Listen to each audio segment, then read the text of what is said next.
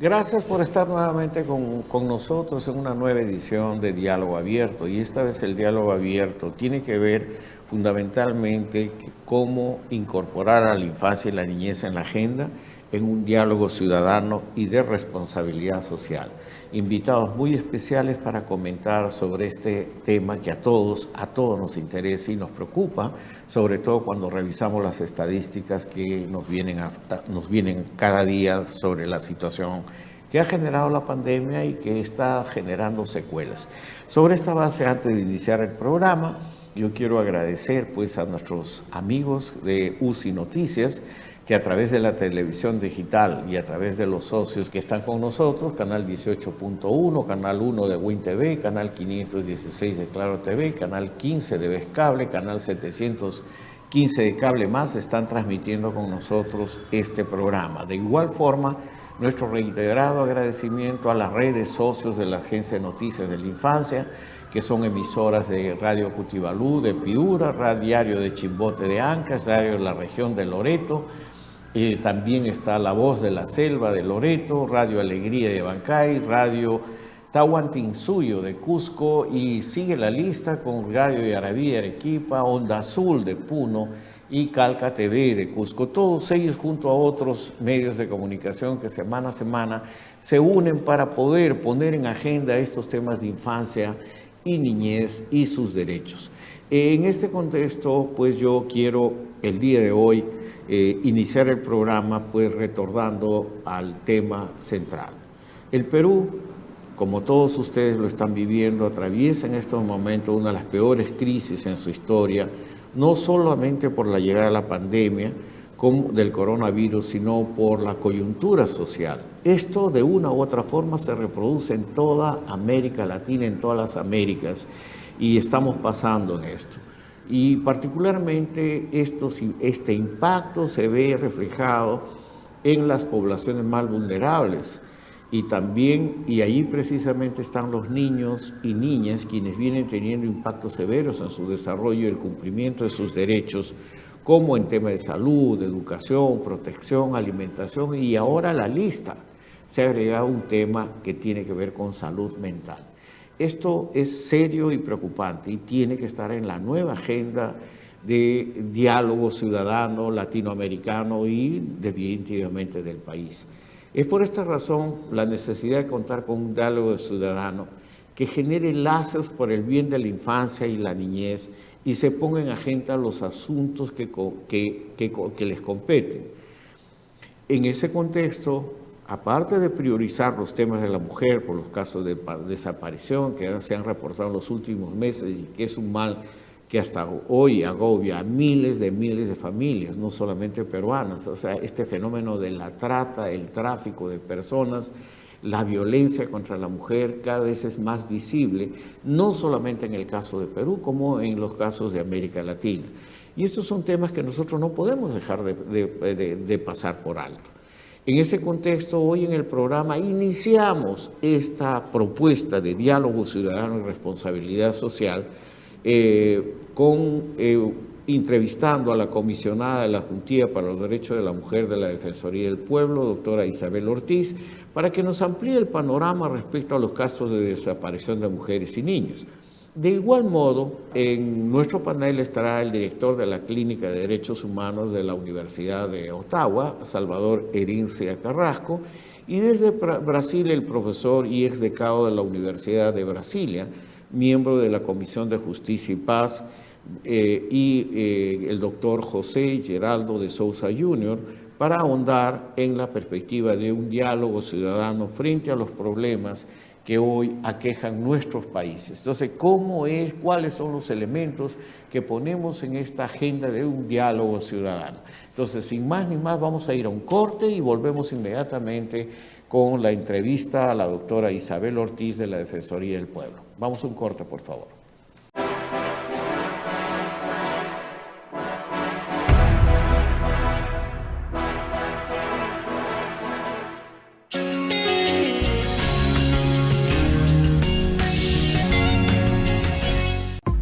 Inversión en la infancia es una iniciativa orientada a crear conciencia sobre la necesidad de invertir en la primera infancia como factor clave para la erradicación de la pobreza.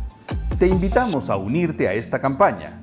Sé parte de la comunidad que apoya esta iniciativa ciudadana y juntos sigamos promoviendo el desarrollo integral de los niños y niñas de nuestro país. Solo sigue estos simples pasos. Paso 1. Haz clic en el link que encontrarás en la página web y en el Facebook de Inversión en la Infancia, o escanea el código QR. Paso 2. Coloca el monto con el que deseas unirte a la campaña. Paso 3. Llena tus datos y coloca un correo vigente para el envío de la constancia. Ya eres parte de esta iniciativa ciudadana que apoya Inversión en la Infancia.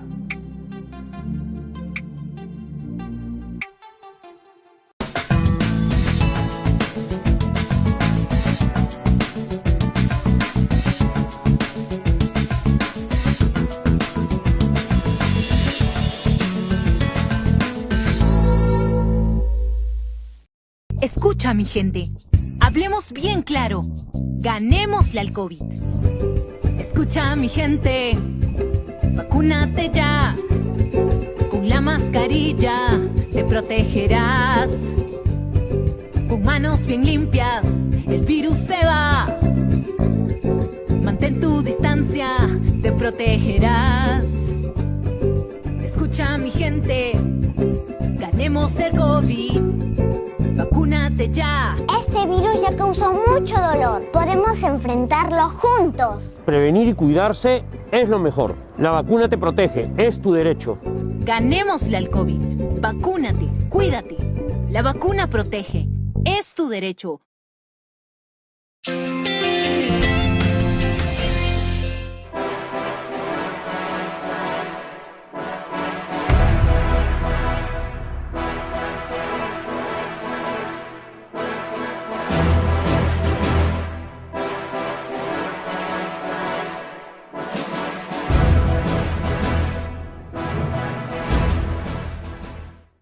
Tal como lo anunciamos, un tema que nos preocupa profundamente es el tema que se viene dando en relación a la violencia contra la mujer y la niña, y unas últimas estadísticas pues, de la Defensoría del Pueblo no dejan más que presentarnos un poco cómo realmente pasar del eslogan a una gestión eficiente para hacer frente a este problema. Entre los meses de enero y mayo de este año, de acuerdo al informe de la Defensoría del Pueblo, se han reportado 2.365 casos de niñas, adolescentes y adultas, mujeres desaparecidas en el Perú, según este informe. En promedio, son 16 casos al día. En mayo, 176 mujeres adultas fueron reportadas como desaparecidas.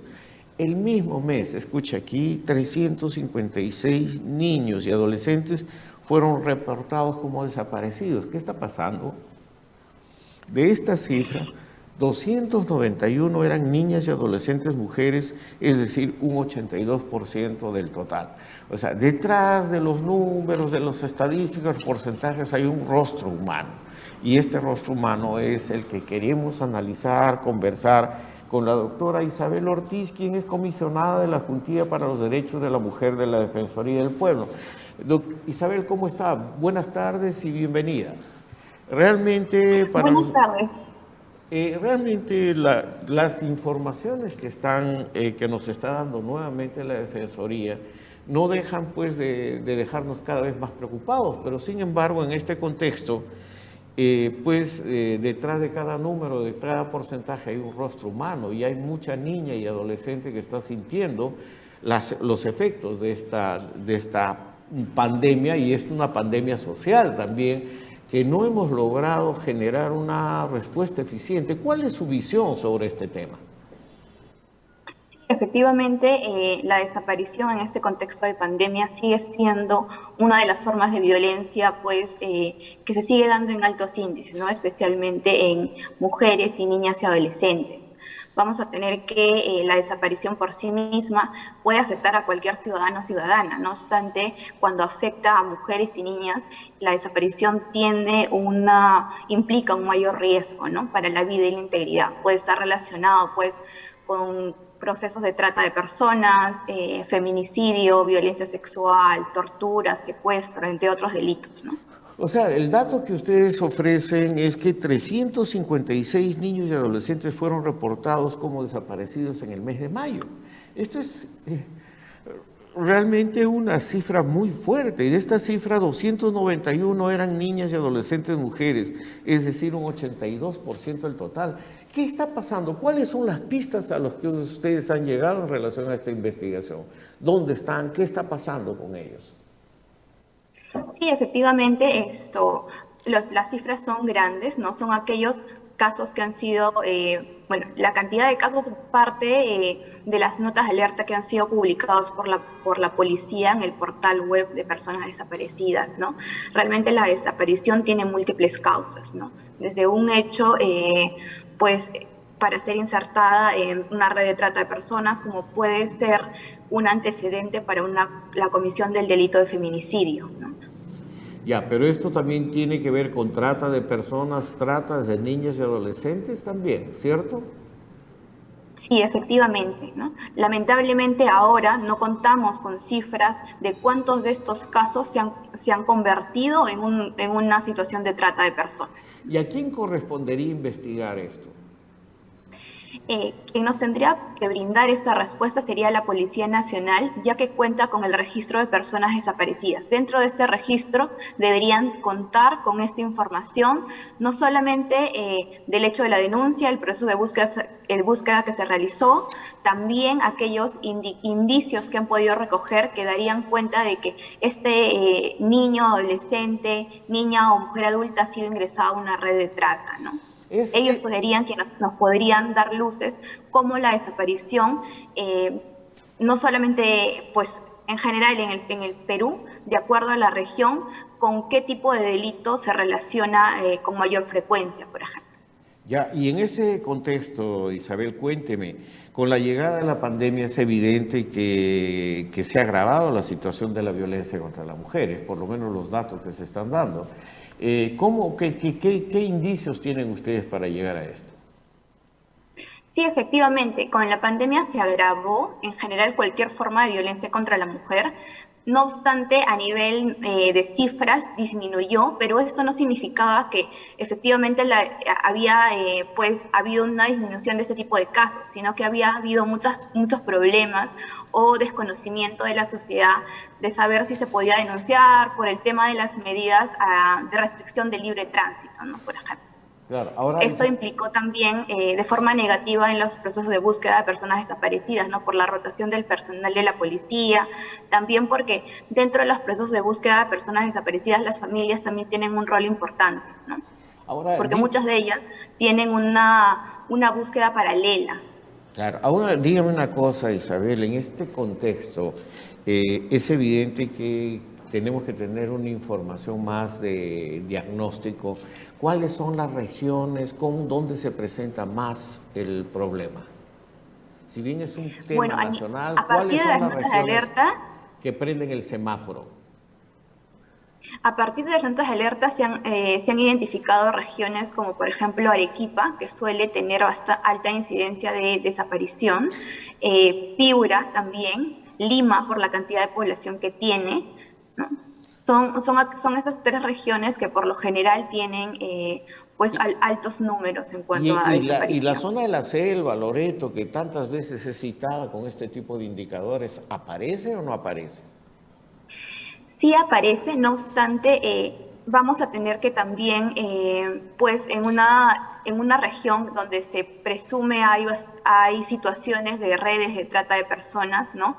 También vamos a tener que, puede ser una barrera para la familia efectuar este tipo de denuncias, ¿no? Ya, ahora por miedo. Una pregunta, Isabel, evidentemente estamos en un contexto de transición en este momento y estamos a las esperas de las decisiones para un nuevo gobierno. Evidentemente una de las grandes preocupaciones que hemos tenido tanto la Defensoría como nosotros es cómo pasar del eslogan a una gestión eficiente y oportuna para poder hacer frente a estos casos. ¿Cómo analiza la Defensoría? ¿Cómo analizan ustedes esto?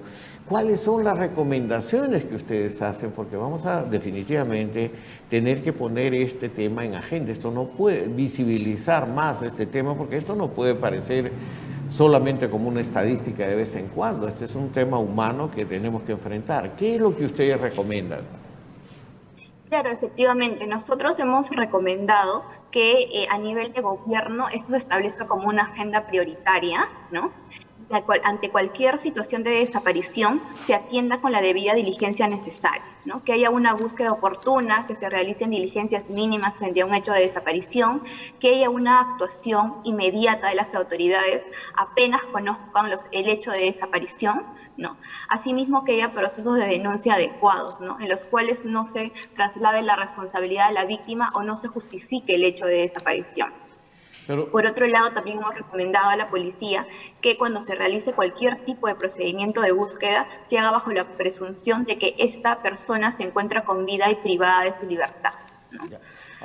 Otro aspecto también a fortalecer es la capacitación del personal que atiende a este tipo de denuncias para evitar que dentro del proceso de búsqueda y de investigación se recaiga pues en estereotipos o prejuicios de género. Me parece que esta última recomendación me ganó con la pregunta, porque realmente de lo que hemos sentido cuando tratamos estos tipos de casos es una necesidad de una mayor formación y capacitación para una respuesta efectiva. Entonces, lo que yo quiero saber es un poco, hablamos de las autoridades, pero ¿qué autoridades? Evidentemente la policía tiene un rol importante, pero a veces la policía tampoco no cuenta con los mecanismos de soporte para poder hacer frente a esto. Esto realmente es un tema que se tiene que considerar en el tema de una nueva agenda de gobernabilidad. Pero también, ¿cuál es el rol del Ministerio de la Mujer u otras organizaciones? Porque siempre estamos hablando de una alianza público, ciudadano, privada. ¿Qué es lo que realmente puede hacer la sociedad civil y qué es lo que puede hacer o cómo puede contribuir también el gobierno, el sector privado? Porque el Estado como Estado, ya hemos visto en términos de gestión, no ha sido muy eficiente, que digamos, ¿no? Claro, efectivamente en este tipo de procesos pueden participar múltiples instituciones. Vamos a tener que la policía sí efectivamente tiene la dirección de todo lo que sería el procedimiento, ¿no?, de búsqueda. No obstante, por ejemplo, tenemos al Centro de Emergencia Mujer, que también cumple un rol fundamental cuando se encuentran las víctimas con vida en cuanto a atención legal, social, ¿no? Por otro lado, también tenemos un rol importante que nosotros hemos sugerido que se incluya, no está incluido dentro del protocolo, pero sí cumpliría un rol importante los centros de salud mental comunitaria, ¿no?, para brindar una atención integral a la víctima, porque si bien en muchas oportunidades se logra ubicar a la víctima sin un daño físico, el daño psicológico también es importante y es necesario que sea tratado. No solamente ello, sino que también es necesario que dentro de este tipo de procesos esta institución de los centros de salud mental puedan brindar apoyo a la familia, porque estos procesos pueden durar como un par de semanas o tal vez de 10 a 15 años y la familia suele verse muy afectada por ese tipo de procesos, ¿no? Ahora, respecto de sociedad civil, ¿no?, puede participar incluyendo también las notas de alerta dentro de sus páginas web, difundiendo la información, ¿no?, de dónde desapareció la persona, si tuvieran algún indicio o alguna información, o sea, que brindar, inmediatamente comunicarle a la policía. Invertir más en una vigilancia ciudadana efectiva desde lo local, ¿no? Porque creo que esto se está dando diaria y cotidianamente. Cuando ustedes hablan de 356 niños y adolescentes en un solo mes, estamos hablando de una cantidad bastante fuerte. Entonces yo creo que este es un tema que corresponde a todos.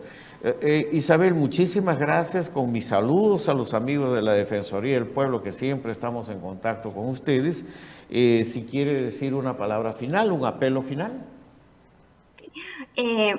Ante cualquier situación en la cual tengan problemas para interponer la denuncia, haya dilación excesiva en los procesos de búsqueda, pueden comunicarse a cualquier sede de la Defensoría a nivel nacional o pueden comunicarse también al número gratuito 0815-170.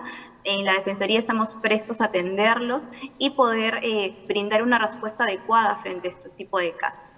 Muchas gracias. No, a usted las gracias, con mis saludos, reiterados saludos a los amigos de la Defensoría del Pueblo y que sigan con esta importante labor de vigilancia para poder seguir adelante. Por mi parte, y yo creo que hemos tenido en esta primera parte esta importante entrevista que nos contextualiza algo, la necesidad de una alianza público-privada, ciudadana para hacer frente a los problemas.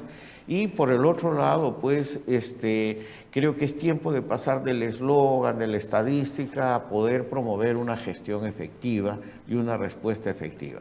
Entonces, vamos a un corte y volvemos inmediatamente con el panel central.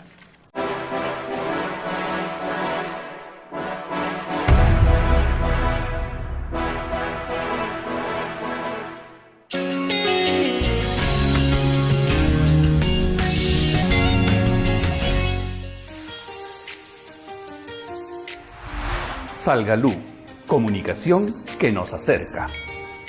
Continuamos en emergencia y es urgente fortalecer nuestra capacidad de respuesta. Con los maestros, con organizaciones sociales y operadores y gestores locales, todos y todas, unidos por nuestra infancia, nuestra niñez, nuestras niñas y niños. Nuestro trabajo tiene que ser más arduo y no puede parar. En marzo empezamos el curso de Infancia y Niñez Educación en Emergencia. Un nuevo curso que tiene por objetivo brindar información y conocimiento práctico que nos permita contribuir con una respuesta en tiempo y oportunidad, promover y vigilar desde el espacio local la atención a nuestra infancia, niñez y adolescencia afectada por la pandemia. Nuestra experiencia nos avala. Mi nombre es Carlos Cornejo y los acompañaré una vez más en este curso virtual. Podrás acceder a todo nuestro material a través de nuestra plataforma Salgalú Capacitaciones.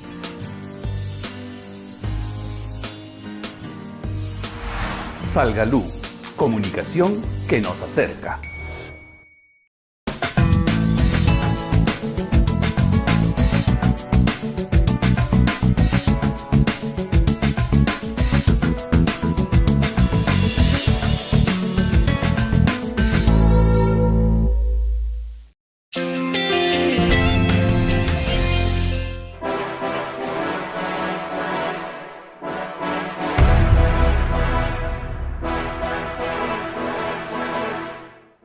Bien, ya estamos de vuelta y esta vez con dos invitados muy especiales. Un amigo personal muy querido, el doctor José Geraldo de Souza, ex decano de la Universidad de Brasilia. Bienvenido, José Geraldo. Y por el otro lado, mi querido y entrañable hijo, Salvador Herencia Carrasco, que está como director de la Clínica de Derechos Humanos de la Universidad de Ottawa. Queríamos tener la opinión de ellos con respecto a este panorama que a todos nos preocupa. Evidentemente la coyuntura social, lo que está atravesando el Perú, no es solamente en el Perú, esto es un panorama que se refleja en toda América Latina. Según CEPAL, doctor C. Geraldo y también Salvador, calcula que en el 2020 un 33.7% de la población de la región, es decir, 1 de cada 3 latinoamericanos, vivía en una situación de pobreza. Pero los indicadores de pobreza extrema serían peores de acuerdo al informe de CEPAL, ya que esta afectaría a 78 millones de personas en toda América Latina, el 12.5% de la población, una cifra nunca alcanzada en el siglo XXI. Evidentemente, entre de hacer un ranking, quién está más pobre, quién está menos, las estadísticas, detrás de las estadísticas hay un rostro humano que realmente pues trata de entender un poquito mejor cómo un diálogo ciudadano, privado, público puede incorporar estos temas que no han sido tradicionales en cualquier discusión, en cualquier tratativa. Sí, Geraldo, frente a este nuevo panorama que nos deja la pandemia, ¿qué implica un diálogo ciudadano frente a los problemas que en este momento Latinoamérica nos presenta? Entonces, hablaré en portuñol porque tengo dificuldade con la lengua de Cervantes. Adelante. Entonces, hablaré el idioma de Latinoamérica, mitad español, mitad portugués. Então, enquanto não temos a língua aimara ou a língua quechua, este quadro que desenha Salvador é mais dramático porque vínhamos na expectativa dos compromissos estabelecidos em 2015, quando mais de 150 países, 193 países concordaram em estabelecer objetivos de desenvolvimento sustentável para uma agenda que abrisse perspectiva de satisfação das necessidades humanas em escala global. Os objetivos do milênio atualizados para 2030, e que já se definiu de saída nos seus principais e primeiros indicadores, com a preocupação de erradicar a pobreza, acabar com a pobreza em todas as suas formas e lugares, levar a fome a nível zero com agricultura sustentável, com segurança alimentar, com a alimentação e a nutrição adequada como direitos humanos fundamentais, que pensava a saúde e o bem-estar como garantia de uma vida saudável para que o bem-estar de todos e em todas as idades, pudesse se realizar, que a educação de qualidade pudesse garantir meios de inclusão social, equitativa, de qualidade, para que as oportunidades de aprendizagem ao longo da vida realizasse a cidadania.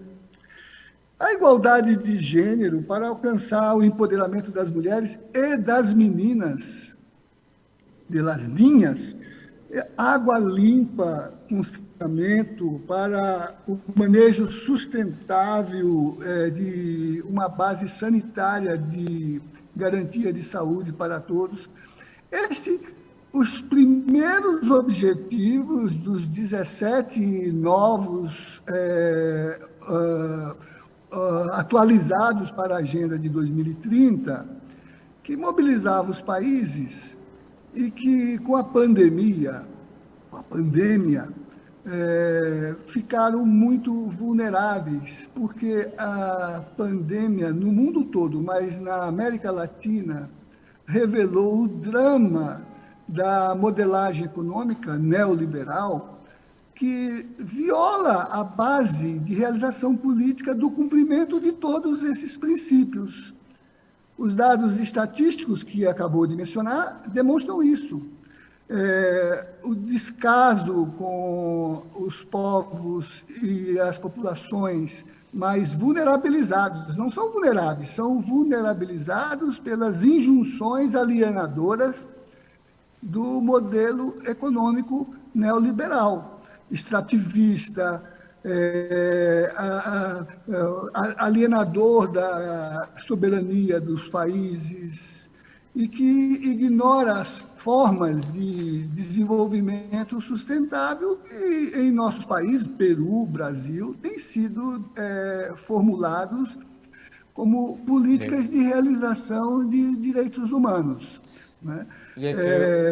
No Brasil são agora, Salvador, Herência, 480 mil mortos pelo descaso, pela falta de políticas, pela desatenção aos segmentos mais necessitados, embora aqui, com as políticas de atenção ao social e ao popular de governos anteriores, tivéssemos desenvolvido um sistema de saúde universal, integrado, que permitisse atender como um direito de todos a saúde prevista como um bem público na Constituição. A estrutura de mercado quer coisificar tudo. Então, eu penso que a situação que vivenciamos e que é acentuada pela pandemia requer de nós recuperarmos esses objetivos, esses princípios que já estavam inscritos nas declarações, nas convenções, inclusive aquela sobre direitos das crianças, né, para poder consertar com as lutas sociais por emancipação y as expectativas de mudança na política, como agora no Perú. Gracias, Geraldo. Mire, yo para esto justamente, hablando de derechos humanos directamente, Salvador, yo lo que quisiera entender un poco, o queremos entender mejor, estos diversos problemas que están siendo visibilizados en este momento en toda América Latina, ¿en qué medida están agravando la vulneración de derechos, especialmente a las personas más humildes, que no necesariamente forman parte de los titulares de los diarios o de los medios de comunicación? Y creo que ¿qué elementos tendríamos que construir para poder tener un diálogo ciudadano acorde a la respuesta que requieren los países? Bueno, en primer lugar, buenas tardes a todas y todos. Muchas gracias por la invitación al programa. Es un honor estar acá y hablar con mis compatriotas, a pesar de que estoy a 9.000 kilómetros de distancia. Yo creo que, como bien el profesor José Geraldo ha mencionado, la pandemia evidencia las falencias del sistema. Y esto independientemente de la orientación o posición política que usted pueda tener. Esto ya viene siendo diagnosticado desde hace 20, 25 años, incluso por organismos financieros. La necesidad de que el progreso económico vaya de la mano de políticas sociales de cuidado y de respeto. Y nunca se hicieron estas respuestas. Entonces, gran parte de los países que están en la lista que ha hecho la CEPAL, pero también el BID, y entre otras entidades, pueden haber aumentado el presupuesto público en proyectos sociales, pero eso no implicó en una mejora en el servicio y en la cobertura de estos procesos. Los reportes de nuestro país, si ustedes lo saben mejor que yo, creo que por la pandemia 1 millón de personas aproximadamente han vuelto a ser pobres. Entonces lo demuestra que en 10 meses la fragilidad económica y de la política, no por el criterio, no por una crítica exclusiva al modelo económico, sino porque esto no vino acompañado de temas sociales.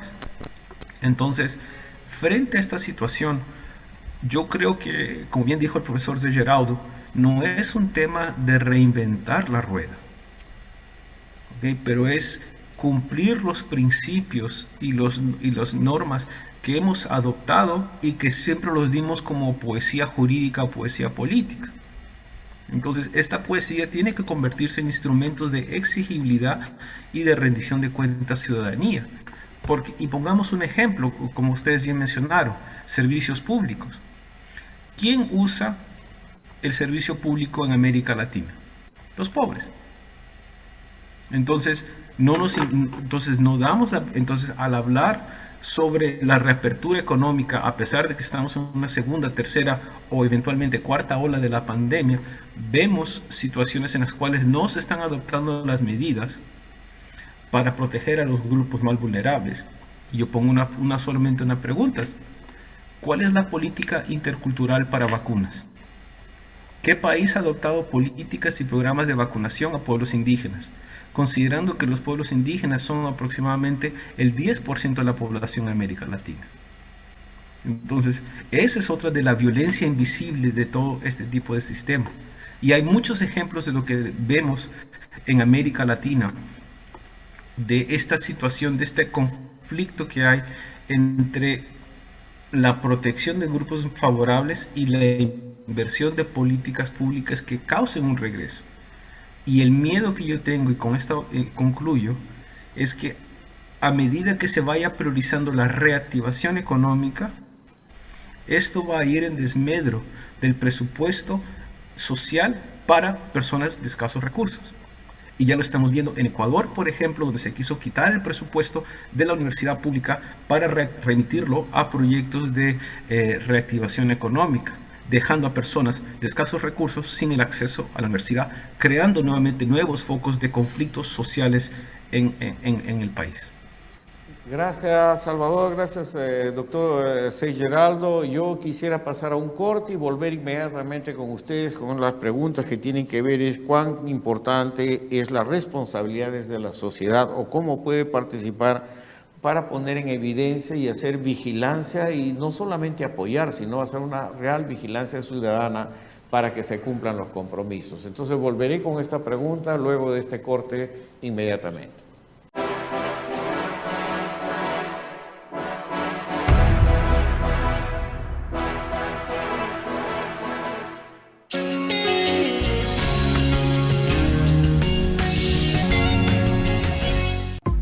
Inversión en la infancia es una iniciativa orientada a crear conciencia sobre la necesidad de invertir en la primera infancia como factor clave para la erradicación de la pobreza. Te invitamos a unirte a esta campaña. Sé parte de la comunidad que apoya esta iniciativa ciudadana y juntos sigamos promoviendo el desarrollo integral de los niños y niñas de nuestro país. Solo sigue estos simples pasos. Paso 1. Haz clic en el link que encontrarás en la página web y en el Facebook de Inversión en la Infancia, o escanea el código QR. Paso 2. Coloca el monto con el que deseas unirte a la campaña. Paso 3. Llena tus datos y coloca un correo vigente para el envío de la constancia. Ya eres parte de esta iniciativa ciudadana que apoya Inversión en la Infancia.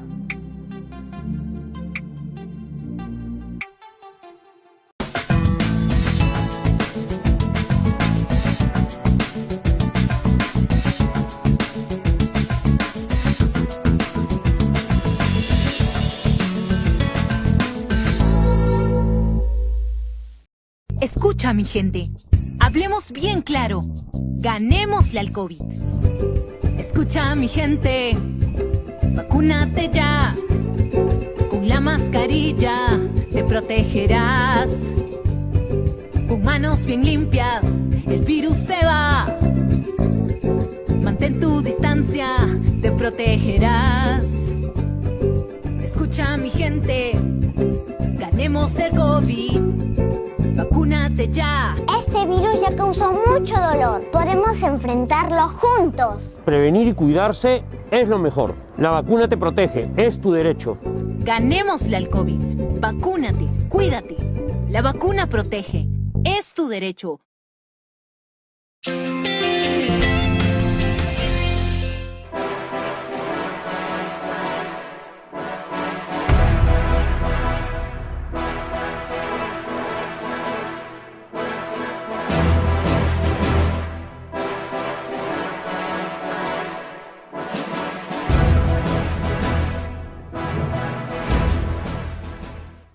Gracias por sus mensajes. Evidentemente es un tema que nos preocupa a todos. Entonces el tema de iniciar esta propuesta de diálogo ciudadano y responsabilidad social es que todos queremos saber cómo y en qué forma podemos ser más eficiente y efectivo este diálogo ciudadano y cómo podemos visibilizar realmente los problemas que deben estar en una agenda de prioridades que cada país tenga que resolver.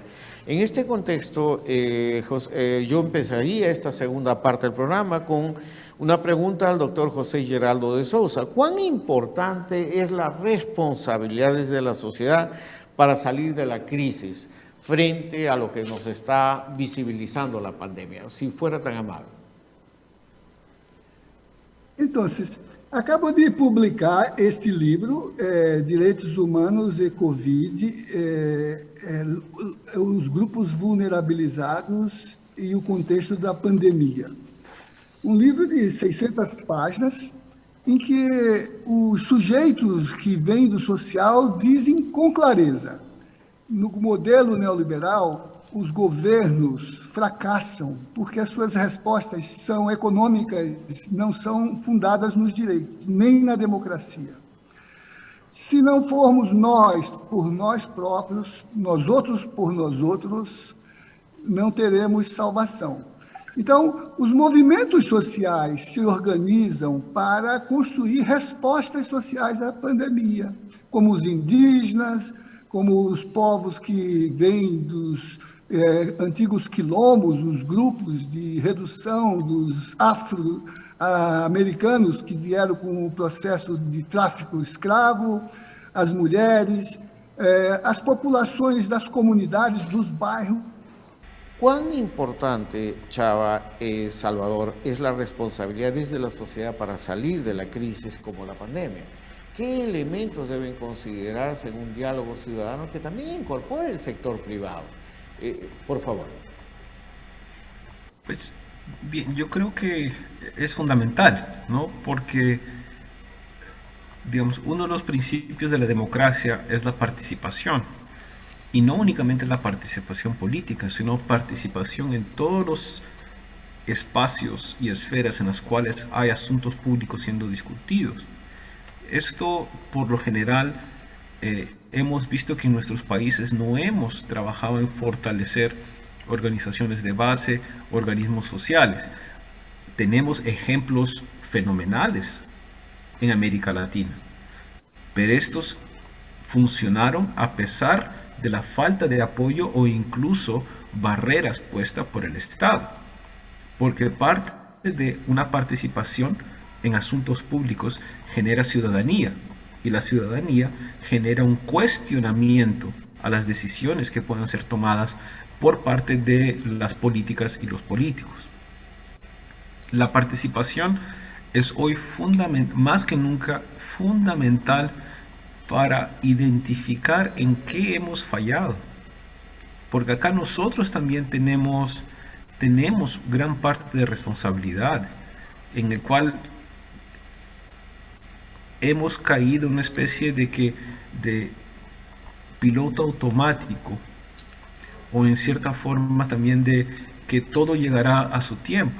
Pero la pandemia en 10 meses nos ha dado un aterrizaje forzoso de lo frágil que es nuestro sistema en todos los aspectos, y de la importancia de cuestionar todo, no para echar tierra, pero para mejorar. Entonces, y en materia de protección y de participación, quisiera hacer un llamado a un documento muy importante que entró en vigor hace un par de meses, que es el Acuerdo de Escazú sobre participación y justicia ambiental, que es un instrumento internacional adoptado por la CEPAL, que tiene como fin fomentar la participación, el acceso a la información en temas ambientales. Y esto es muy importante también comenzando a pensar en post-pandemia, porque una vez que se haya la necesidad de la recuperación económica, hoy estamos hablando sobre reabrir comercio o no, pero con el déficit fiscal y la caída del PIB en todos los países, vamos a ver como la explotación de recursos naturales como la herramienta que guía el motor de la recuperación.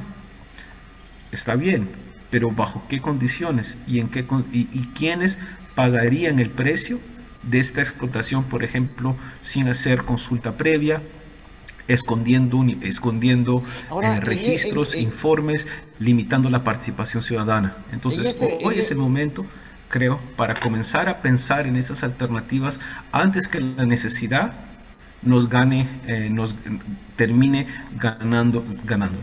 Ahora, sé, Salvador, que en este contexto la Universidad de Ottawa y la Clínica de Derechos Humanos ha estado tratando mucho el tema de la parte de incorporarse a un diálogo efectivo para poder salir de esto, porque hay indicios ya en algunos países de una voluntad de acercarse más. En el caso de Perú tenemos una movilización del grupo Hombro a Hombro, que está trabajando con más o menos 100 representantes del sector privado de responsabilidad social, y que ha sido parte de toda la movilización para traer las vacunas, para poder generar un plan de operación, de respuesta, que realmente ha sobrepasado la propia capacidad del propio Estado, y ha sido una contribución importante. Frente a la pandemia, ¿cuál es el análisis que están haciendo en Ottawa de el interés, participación del sector privado en estos problemas? Perdón, su micrófono. La participación del sector privado es importante, porque todos estamos y discúlpenme por el cliché, pero estamos todos juntos en el mismo barco, ¿ok? Y esas iniciativas del sector privado apoyando en la logística de vacunas, en ayudar a grupos de especial protección, son positivas, ¿ok? Y no se puede desmerecer este tipo de situaciones. Lo que tenemos que ver también es la sostenibilidad de este esfuerzo y de compromiso del sector privado con la sociedad en su conjunto.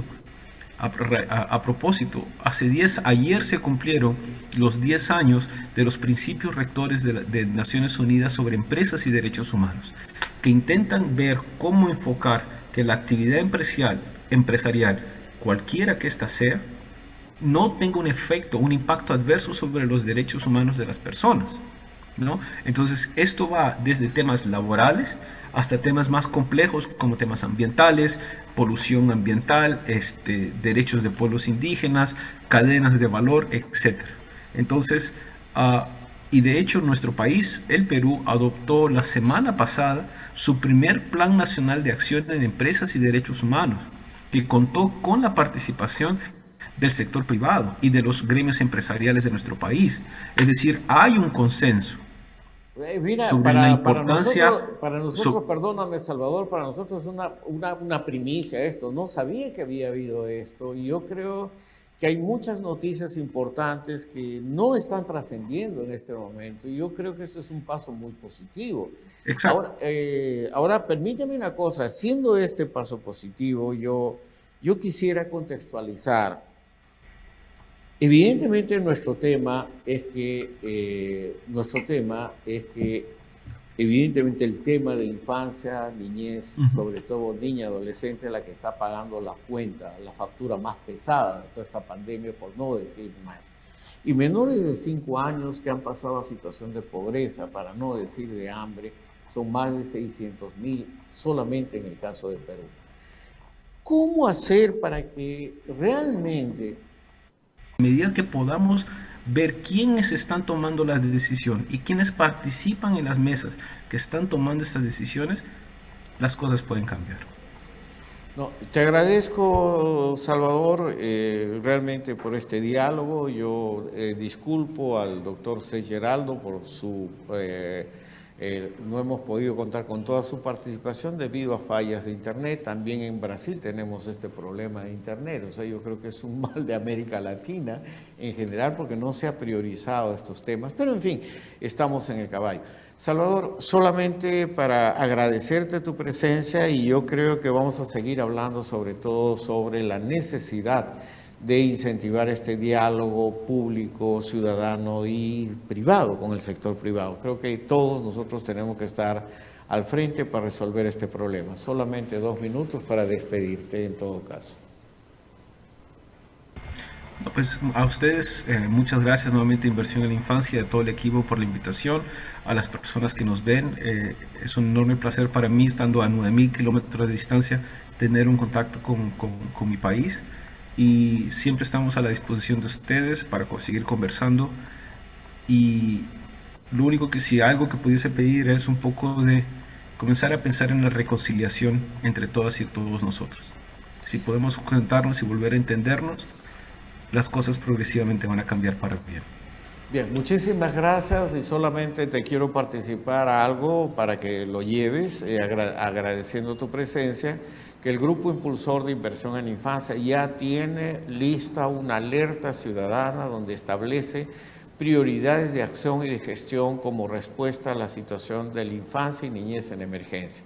Se hará público tan pronto nosotros, porque está dirigido al gobierno, al nuevo gobierno, se hará público cuando el Jurado Nacional de Elecciones publique los resultados definitivos, pero nosotros ya estamos prontos para poner esta alerta ciudadana y esperamos todo el apoyo de ustedes y ustedes manténganse informados con nosotros, que estaremos realmente muy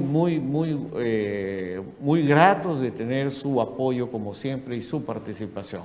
Gracias entonces y este programa se repite mañana a las 11 de la mañana. Muy amables. Gracias.